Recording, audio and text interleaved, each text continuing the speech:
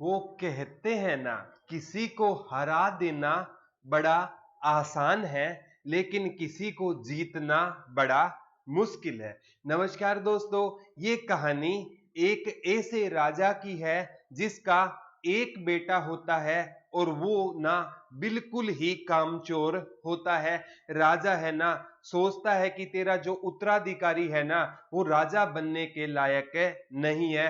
राजा ना हर वक्त है ना टेंशन में रहता है, क्योंकि उसका एक ही बेटा था और बेटे को लाड प्यार ने इतना बिगाड़ दिया था, वो कुछ भी काम में नहीं करता था।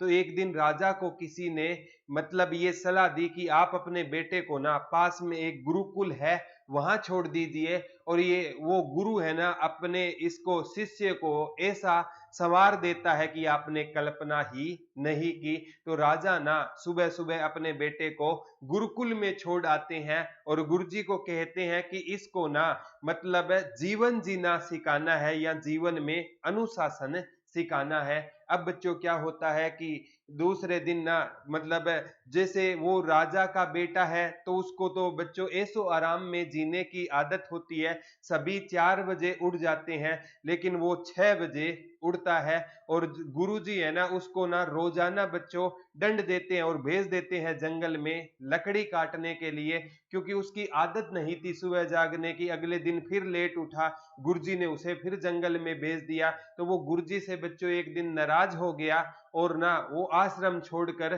जंगलों की तरफ रवाना हो जाता है और वहां को छोड़कर जाना चाहता है। तो बच्चों रास्ते में ना उसको एक पेड़ के नीचे क्या आ जाती है, नींद आ जाती है। और जब नींद आ जाती है ना, तो ऊपर से ना बच्चों एक एनाकोंडा है ना, वो उसको खाने की ओर बढ़ रहा था।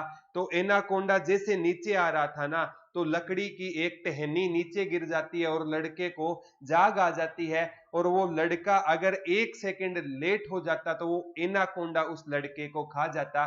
तो लड़के ने बच्चों क्या किया, बड़े ही ना अपने हाथों से ना एनाकोंडा को दोनों हाथों से पकड़ लिया उसके मुंह को और उसको दूर फेंक दिया।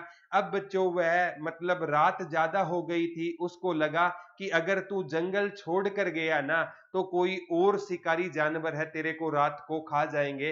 वो दोबारा गुरुजी के पास है आश्रम में चला जाता है और गुरुजी से माफी मांगता है कि मैं गुरुजी आश्रम छोड़कर जाने वाला था, लेकिन मेरे साथ ये घटना हुई।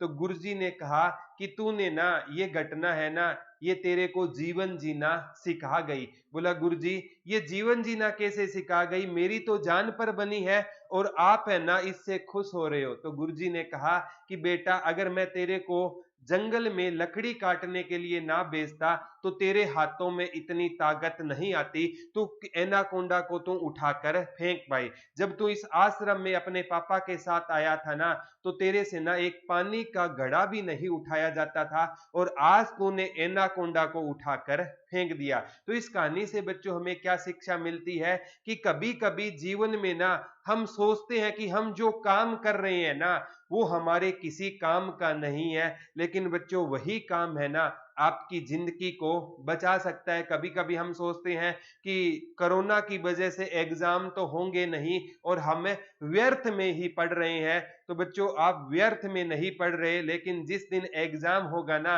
आज जो चीज आपको व्यर्थ में लग रही है वो ही ना आपके मम्मी पापा के चेहरे पर मुस्कान लाएगी। कहानी अच्छी लगे तो इसे ज्यादा से ज्यादा अपने दोस्तों के साथ शेयर करना। धन्यवाद दोस्तों। जय हिंद, जय भारत।